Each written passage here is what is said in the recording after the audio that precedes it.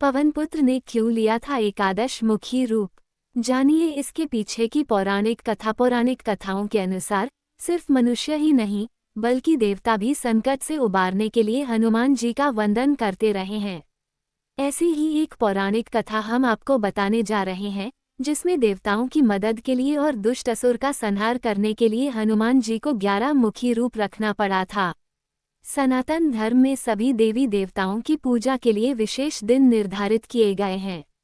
भगवान पवनपुत्र हनुमान की पूजा उपासना के लिए मंगलवार का दिन उत्तम माना गया है। बल बुद्धि के दाता हनुमान जी असीमित ऊर्जा के प्रतीक भी माने जाते हैं। मान्यता है कि मंगलवार के दिन हनुमान जी का विधि विधान से पूजन करने पर वे अपने भक्तों के जीवन के सभी कष्टों को दूर कर देते हैं। यही वजह है कि उन्हें संकट मोचन भी कहा जाता है। पौराणिक कथाओं के अनुसार सिर्फ मनुष्य ही नहीं बल्कि देवता भी संकट से उबारने के लिए हनुमान जी का वंदन करते रहे हैं। ऐसी ही एक पौराणिक कथा हम आपको बताने जा रहे हैं, जिसमें देवताओं की मदद के लिए और सभी लोगों में हाहाकार मचा रहे दुष्ट असुर कालकारमुख का संहार करने के लिए पवनपुत्र हनुमान जी को 11 मुखी रूप रखना पड़ा था। हनुमान जी के एकादश मुखी रूप की कथा। पवनपुत्र हनुमान जी के 11 मुखी रूप लेने के पीछे एक पौराणिक कथा प्रचलित है। बताया जाता है कि प्राचीन काल में 11 मुख वाला एक शक्तिशाली राक्षस हुआ करता था, जिसका नाम कालकारमुख था। उसने एक समय भगवान ब्रह्मा जी को प्रसन्न करने के लिए कठोर तप किया था। कालकारमुख की तपस्या से प्रसन्न होकर ब्रह्मा जी ने उसे मन मुताबिक वर मांगने को कहा, जिस पर कालकारमुख ने ब्रह्मा जी से अमरता का वरदान मांगा।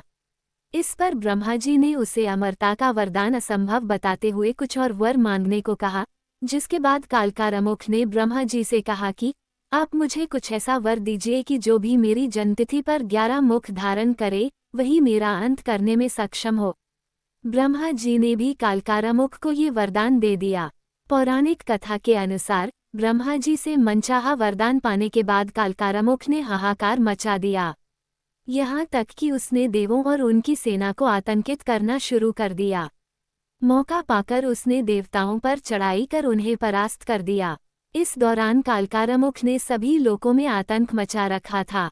इस बीच असहाय देव भगवान श्री हरि विष्णु के पास पहुंचे और राक्षस कालकारमुख का आतंक रोकने की विनती की। इस पर भगवान श्री हरि विष्णु जी ने कहा कि मैं श्रीराम के रूप में धरती पर पहले से ही मौजूद हूँ। इस समस्या के निवारण के लिए आप श्रीराम के पास जाएं। इस पर सभी देवता धरती पर भगवान राम के समक्ष पहुंचे और इस संकट से उबारने की प्रार्थना की। इस पर राम जी ने देवताओं को कहा कि इस संकट से सिर्फ हनुमान जी ही उन्हें उबार सकते हैं। कथा के अनुसार प्रभु राम की आज्ञा से हनुमान जी ने चैत्र पूर्णिमा के दिन 11 मुखी रूप ग्रहण किया, जो राक्षस कालकारमुख की जन्मतिथि थी। जब असुर कालकासुर को इसका पता चला तो वो हनुमान जी का वध करने के लिए सेना के साथ निकल पड़ा। कालकारमुख की इस हरकत को देखकर हनुमान जी क्रोधित हो गए और उन्होंने क्षण भर में ही उसकी सेना को नष्ट कर दिया। फिर हनुमान जी ने कालकारमुख की गर्दन पकड़ी और उसे बड़ी वेग से आकाश में ले गए, जहां उन्होंने कालकासुर का वध कर दिया।